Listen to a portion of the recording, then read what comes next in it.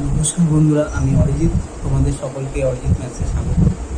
তো যেমনটা কিনা তোমরা থাম্বনেলে দেখতেই পেয়েছো যে আজকে আমাদের আলোচ্য বিষয় হতে চলেছে কীভাবে আমরা কেপি কনস্টেবলের নাম্বার আমরা কী করবো বাড়াতে পারবো। ঠিক আছে, তো দেখো এই বছর কেপি কনস্টেবলে more than 7 lakh form fill up হয়েছে। তো more than 7 lakh form fill up হয়েছে, তার সাথে ভ্যাকেন্সি হচ্ছে মাত্র 2200 ভ্যাকেন্সি, তার মধ্যে ছেলেদের 1400, মেয়েদের 600 ভ্যাকেন্সি। তো এইরকম ভ্যাকেন্সি তার মধ্যে তুমি কি বুঝতে পারছো যে কম্পিটিশান হবে একদম রুথলেসলি কম্পিটিটিভ। তো সেক্ষেত্রে দাঁড়িয়ে এই পরীক্ষায় যদি কাট অফ, আমি বলতে পারি ফিলিমসের যদি কাট অফ 70ও চলে যায়, এমন কিছু আশ্চর্যজনক কিছু হবে না। দেখো বেঙ্গল পুলিশের এই বছরের ভ্যাকেন্সি মোর দ্যান 9000 বা অ্যাপ্রক্সিমেট 10,000, 10,000-এর কাছাকাছি ভ্যাকেন্সি। ঠিক আছে, 10,000-এর কাছাকাছি ভ্যাকেন্সিতে আমি জেনারেল ক্যাটাগরি হিসাবে বলছি, আমি এখানে এসসি, এসটি, ওবিসি কোনো কিছু ইনক্লুড করছি না, আমি অ্যাজ এ জেনারেল বলছি। ঠিক আছে, তো জেনারেলের ক্ষেত্রে দেখো এই বছর 10,000 ভ্যাকেন্সিতে তোমাদের প্রায় 41 কাট অফ উঠেছে। তো সেখানে ভ্যাকেন্সি প্রায় 5 ভাগ কম, মানে 5 গুণ কম। ঠিক আছে, তো সেখানে কাট অফ 70 যাবে না এরকম কোনো গ্যারান্টি নেই। ঠিক আছে, দেখো এটা আমার ইনসাইট বলছে যে এই বছর 70 কাট অফ যেতেই পারে, কারণ একে তো কম্পিটিশন প্রচুর বেড়ে যাচ্ছে। তারপর দেখো কলকাতা পুলিশের চাকরিটা আমাদের ধরো এই উত্তর 24 পরগনা, দক্ষিণ 24 পরগনা, নদিয়া, হাওড়া, কলকাতা, এই 4-5টা জেলার ক্ষেত্রে খুবই লুক্রেটিভ জব, কারণ ম্যাক্সিমাম ক্ষেত্রে ডেলি প্যাসেঞ্জারই করা সম্ভব করে। তাদের কাছে এই কলকাতা পুলিশের জবটা ফার্স্ট প্রায়োরিটি থাকে। তো সেক্ষেত্রে দাঁড়িয়ে তারা কিন্তু এখন হার্ড অ্যান্ড সোল চেষ্টা করছে যে কলকাতা পুলিশ কী করা যে না ক্র্যাক করা। তো এইখানে দেখো আমাদের ক্র্যাক করতে গেলে ফার্স্টের থেকে একটা জিনিস তোমাদের বিচার করতে হবে, সেটা হচ্ছে ফার্স্ট আমি একটা উদাহরণ দিয়ে বলছি। ধরো তুমি চুল কাটাতে গেছো, ঠিক আছে, আয়না নেই, দোকানে কোনো আয়না নেই, ইভেন তোমার বাড়িতেও কোনো আয়না নেই। তাহলে তুমি চুল কাটিয়ে এসছো, যে যথারীতি দোকানদার বলছে যে হ্যাঁ হেভি ভালো কাটিয়েছি, হেভি কাটিয়েছি, এবার তুমি দেখতে পাচ্ছ না, ততক্ষণ তুমি স্যাটিসফাই হচ্ছো। তাহলে দেখো ঠিক প্রিপারেশানটাও এরকম, তুমি যেদিনকে থেকে ধরো তুমি ম্যাথ, জিকে, জিআই সব কিছু পড়া শুরু করেছো। ইভেন এরকম প্রিপারেশানের ক্ষেত্রে প্রায়শই হয় যে আমরা 3-4 জন বন্ধু বা 5 জন বন্ধু থাকলে একসাথে যখন বসা হয় বা আড্ডা মারা হয়, তখন আমরা চাই আর না চাই তখন কী হচ্ছে আমাদের এই যে কথাবার্তার যে টপিকগুলোতে সেই সময়তেও কী হচ্ছে আমাদের যে এই পড়া রিলেটেড জিনিসগুলো চলে আসে। তো স্বভাবতই আমরা দুজনকে কোশ্চেন করি, যে তারপর দেখলাম সেই আন্দাজে আমরা বিচার করার চেষ্টা করি, কিন্তু এটা একদমই ভুল। দেখো যেদিনকে থেকে তুমি প্রিপারেশান শুরু করছো সেদিনকে থেকে তোমার ফার্স্ট কাজ হবে মক টেস্ট দেওয়া শুরু করা। ঠিক আছে, কারণ দেখো এই যে তোমায় বললাম যে আয়না, চুলকে টেস্ট আয়না, এখানেও ঠিক মক টেস্ট হচ্ছে তোমার আয়না। তোমার প্রিপারেশান তুমি কীরকম করছো, তোমার কোন জায়গায় ঘাটতি হচ্ছে, কোন জায়গায় ইমপ্রুভ করতে হবে আরও বেশি করে, কোন জায়গায় টাইমটা তোমার বেশি লাগছে, কোন জায়গায় সেটা কম করতে হবে, সেগুলো কিনা তোমার এইগুলো থেকেই সম্ভব। ঠিক আছে, এবার তুমি নিজে শুধু প্রিপারেশান নিয়ে যাচ্ছ সারাদিন, 24 ঘন্টার মধ্যে এই মাধ্যমিকের টপারের মতো বলবে 16 ঘন্টা 17 ঘন্টা পড়ে যাচ্ছ, হতেই পারে। ঠিক আছে, তুমি পড়ে যাচ্ছ সব কিছু করলে, তারপরে দিকে দেখলে তুমি পরীক্ষায় হলে 1 ঘন্টার মধ্যে তুমি আর কমপ্লিট করতে পারছো না। তার মানে কী হলো, তোমার সারা এই যে তুমি 6 মাস ধরে 16 ঘন্টা 10 ঘন্টা যে যেরকমই পড়ো, সেটা পুরোপুরি বেকার হয়ে গেল। কারণ দেখো তোমার এই 6 মাসের যে বা 4 মাসের যে কষ্টটা, সারাদিনের যে কষ্ট, তোমার যে পরিশ্রম, সেটা কিন্তু জাজ করা হবে মাত্র 1 ঘন্টা সময়ের মধ্যে। ঠিক আছে, তা সুতরাং তোমাকে নিজেকে ওই প্রিপেয়ার করতে গেলে তোমাকে তোমার ওই দিনের 1 ঘন্টাটা তোমার কাছে বেস্ট হবে, মানে তোমার জীবনের বেস্ট 1 ঘন্টা তুমি সেই হিসাবে প্রিপেয়ার করতে হবে। দেখো তুমি যদি হঠাৎ করে পরীক্ষা দিতে চলে যাও, যে তুমি সব পড়েছি, সব অঙ্কই একবার করে পড়েছি, সব বই দিয়ে পড়েছি একবার করে, সব হেভি ব্যাপার। তুমি যদি যাও পরীক্ষা হলে গিয়ে দেখবে তুমি 50, 60, 70, মানে 70-এর পড়াটা অ্যাটেন্ড করতে পারবে না। ফার্স্ট হচ্ছে যে তুমি কোশ্চেন স্কিপ করতে শিখবে না। সেকেন্ড কথা, তোমার কোনো অভ্যাস নেই কোশ্চেন কী করে তাড়াতাড়ি করার, কোন কোশ্চেনে দাঁড়াতে হবে, কোন কোশ্চেনে দাঁড়াতে হবে না, সেই জায়গায় তোমার কোনো রকম কোনো অভ্যাস নেই বা এক্সপিরিয়েন্স কিচ্ছু নেই। তো সেই এক্সপিরিয়েন্সের অভাবের জন্য তোমার কী হবে যে 70 অবধি গিয়ে আটকে থাকবে। দেখো আমি নিজে তো পরীক্ষা দিয়েছি, বেঙ্গল পুলিশের অনেকগুলো পরীক্ষা দিয়েছি। তো আমার যতদূর এক্সপিরিয়েন্স আছে আমি সেই হিসাবে বলছি যে বেঙ্গল পুলিশ কী করে তোমাদের সাথে ট্রিক করে বলতে, ধরো দেখবে তুমি লাস্ট এসআই এর কোশ্চেন উঠিয়ে দেখো, কেপি এসআই এর কোশ্চেন উঠিয়ে দেখো, বেঙ্গল পুলিশের কনস্টেবলের কোশ্চেন উঠিয়ে দেখো, বাস 3টে পরীক্ষার কথা বললাম, যেটা এই 3টে বছর, এই রিসেন্ট 1 বছরের মধ্যে হয়েছে। তো এই কোশ্চেনগুলোতে দেখো 90-এর পরে যে কোশ্চেনগুলো, 90-এর পরে লাস্ট যে 10টা কোশ্চেন একদম ইজি, একদমই ইজি কোশ্চেন। দেখো সবচেয়ে হার্ড কোশ্চেন দেয় 40-50-এর পর থেকে, 50-60 এই রেঞ্জে কিন্তু সবচেয়ে কঠিন কোশ্চেন দেয়। কারণ কি, এরা জানে যে স্টুডেন্টের মাইন্ডসেট বোঝে যে এরা এই জায়গাতে আটকাবে। দেখো পরীক্ষা কিন্তু এটা তোমাদের নেওয়ার পরীক্ষা না, বাংলা কথা বলছি, বাদ দেওয়ার পরীক্ষা, ঠিক আছে? এখানে তোমাকে এগিয়ে যেতে হবে, 1 নাম্বার মানে 1000 জনকে পিছনে।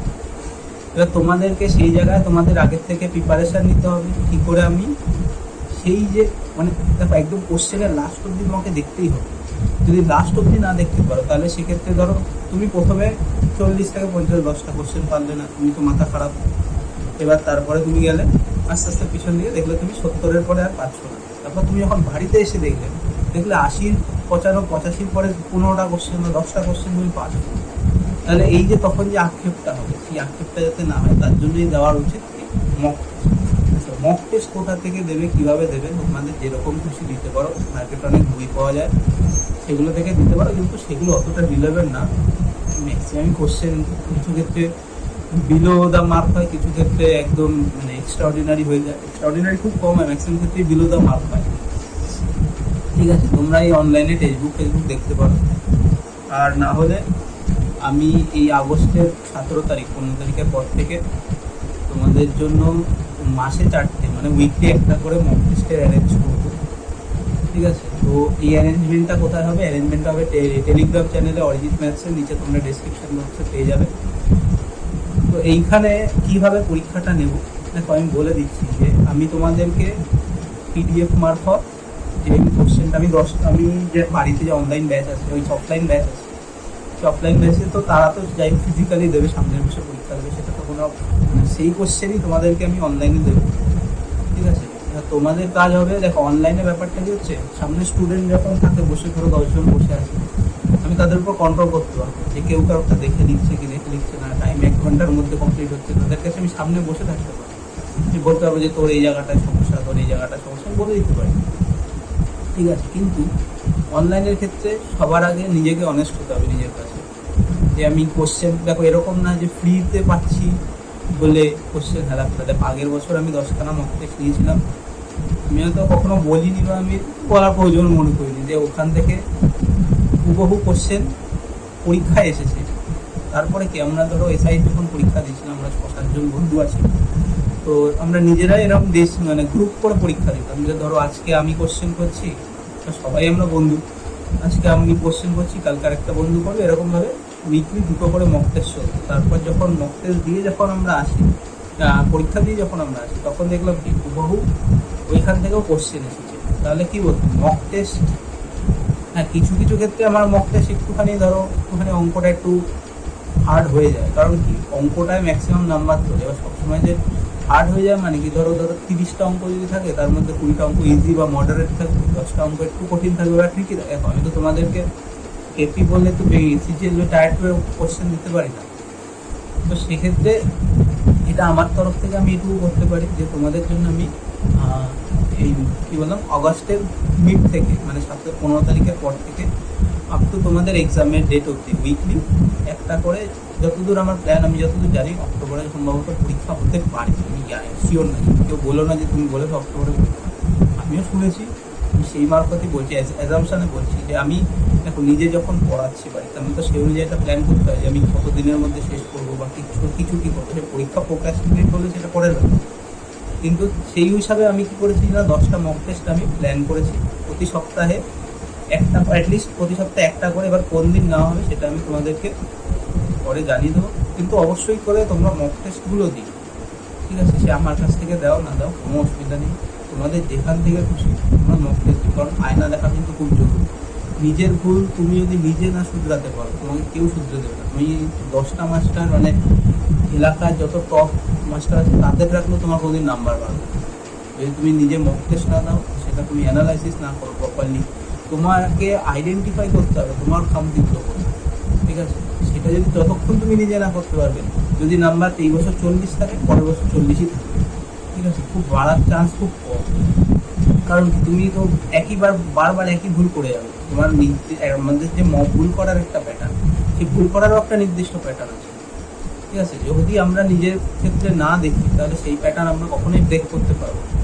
আমাদের ওই ভুলই বারবার করে হতে থাকবে, আর আমরা নিজেরা ফ্রাস্ট্রেটেড হতে থাকবো যে আমরা মক টেস্ট দিচ্ছি কেন হচ্ছে না, স্যার মক টেস্ট কঠিন দিচ্ছে, এই নিচ্ছে, কিচ্ছু না। তুমি অ্যানালাইসিস করো, তুমি ওই যে 100টা কোশ্চেন যেই স্যারই পরীক্ষা নিক তোমরা যে ইনস্টিটিউটেই পড়বা, যেখানেই পড়ো, তারা তাদের বেস্ট 100টা কোশ্চেন দিচ্ছে, ঠিক আছে?